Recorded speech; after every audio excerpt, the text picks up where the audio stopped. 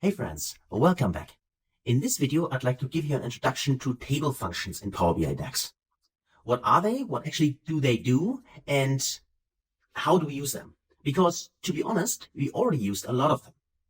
And they differ from the measures we have created. So to get started with that, the measures we have created so far, so all these little calculator icons, which you can see here, all those measures always return a single value.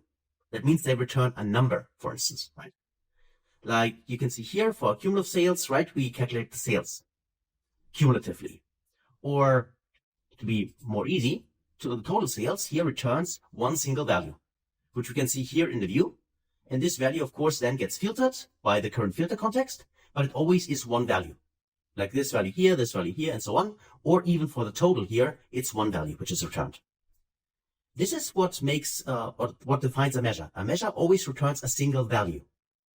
Table functions, on the other hand, do not return a single value. They return complete tables.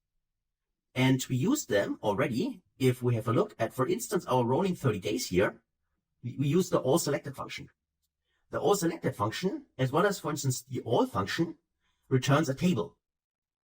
Also, the filter function, which is included here, is a table function because it also returns a table.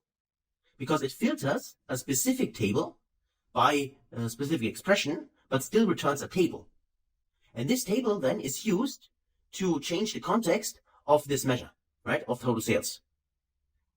The rolling 30-day sales, on the other hand, this as a whole DAX measure itself returns then the total sales in this new context. So it still returns a single value, but we used inside the calculation table expressions.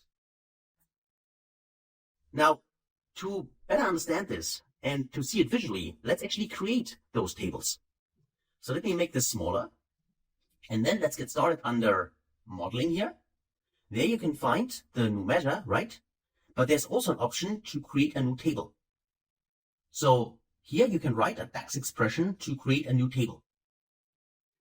So if I go in this new table option here, you see that it seems to be the same as for measures. I can write my table expression here. And if I do that, let's call this, for instance, the first table we're going to create. Let's say this is our all. Let's use all function here. All order TBL. Let's call it all order TBL is equal to. And then I simply use the all function here, all, and then I'm referring to a table. So for instance, here the order table, like that. I can close this and I'm basically already done. So that's all I wanted to do. I have here create a new table and this returns a table. And I can show this to you as soon as you evaluate that. So if you go to commit here, what you can see is now we have here our new table. This new table is not part of the measure table and it cannot be part of the measure table. In a way, as you can see here, it is a complete table. You still can see the little calculator icon here, which just means that we have created it, which is true, but it does not return a single value. And the easiest way to see it is simply go to the data view here and then select this all order table. And this is the result. So you can see here, it actually is a copy of the complete orders table. So it does not return a single value, like for instance this number, it returns a complete table. And this is why we would not be able to say, for instance, here under new measure, or right click here and create a new measure. We cannot use this formula like all order TBL. This would return an error. You can try it if you want, or you believe me, but you cannot do that. A measure always returns a single value. The table functions, on the other hand, those, for instance, like this all here, this returns a complete table. And these tables are normally used inside the measures in order to evaluate the measure in a new context, for instance, in Calculate. So let me show you maybe two other examples, which we already used, which is the filter function, and let me also show you the values function. So we have two additional table functions. There are more than just those three, but these are just examples to understand what the table function do actually. So let's actually create a new table, and be aware, if you want to create a table, make sure you click on this new table option. Do not click on new measure, right? Measures, if you want to return a single value. Tables, if you want to return a complete table. So let me click on new table. Okay, And this time we're going to use the filter function. So let's say this is our drinks table. Now, if you remember, maybe not, maybe you do, in our orders table, we have various categories. And one of those categories are drinks. Just get rid of that. So we could say with the filter function, we would like to return the orders table filtered by this category drinks. So let's do that. Let's just say we would like to filter. Filter needs a table and the filter expression. And the filter expression is evaluated for each row in the table. So that means I can say I would like to see the order table, but this time I would like to only have the category. Here it is, category, which is equal to, and in quotes, I write drinks. Drinks is capitalized, so I need to make sure that I write it with the upper D. And then I can close the filter function, and I can press enter. And now you see, again, we are returning a table here. This is the drinks table. But if you scroll to the right, you would see that here for the category, if I take this option and try to filter it, we only have drinks. So basically it is a copy of the order table, but filtered to only one category. This is what the filter function returns. When we compare this to the all order table, which we created, and scroll to the right there, we can see that here we have a complete copy, meaning we have all the categories inside. But still, we also return a table. Now, for the last example I want to show you, this is the values function.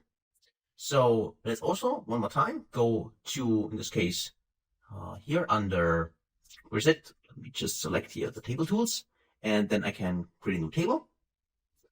So I'm still here in the data view. By the way, you can also go back to report view and do it here. It makes no difference. Just make sure that you create a new table. And you should also be able to do that if you right click here and say, where is it? Is there an option to create a new table? I can't see it. No, it's just a new column. Okay, that doesn't work. So in this case, we need to do it from the ribbon menu. So let's create a new table. And then let's just use here the values function. And let's say this is our category table. Category TBL is equal to. And then I can simply say here values. And if you want to read through it, what does the values function do? In this case, I think it's quite easy to understand. So when a column name is given, it returns a single column table of unique values. When a table name is given, it returns a table of the same columns. So the first part, we want to return a column name. That is the example I'm going to show you here. It simply returns as a table with unique values. So it basically removes all the duplicates. It's like the distinct function, kind of. There are subtle differences between those functions because the distinct function also exists, which is also a table function, but it can also return the same values. So here, if I refer to the category, there it is, not from the orders table, I would like to have all orders table. I would like to have an orders table from this one. It's the original table. And if I press enter one more time, I have created a new table in here with the little calculator icon. That's an indication, like for the measures as well, that these are calculated DAX expression by us. The only difference is this is a calculated table. These are calculated measures, so single values. And if we take a closer look at the category table, let's go to data view. You can see that this category table just returns a unique list, so without duplicates of, in this case, all the categories we have in the dataset. And this is what not the all function here, be aware. It is currently the, where is it? I need to select it first. Orders table, measure, make it smaller. Here's the category table. That's the one I selected. And this is the values function, and this is what it returns. So hopefully you have seen that the table function, which we're going to use inside measures, they do not return a single value. They always return tables. And this is why they can never be the only expression for a new measure. They are always part of the measure, and most often inside the calculate, so inside the filter context of calculate, they're used. And we have various examples already seen. For instance, here this rolling 30 days, where we use the filter function, this one here, which returns, in this case, a filtered dates table. This returns table, but what we actually return with the measure is the total sales evaluated in this table. So that's it for table functions in Power BI. As I said, there are more than just those three, but hopefully Having seen these examples, you understand what they do, that they return tables, not single values, and we've seen how we can use them inside measures, and this hopefully gives you a better understanding what actually happens here. So thanks a lot for watching. As I said, feel free to try this out yourself. Also maybe use other table functions. And beside this, thanks a lot for watching and your attention, and I can't wait to see you in the next video. Until then, best guys.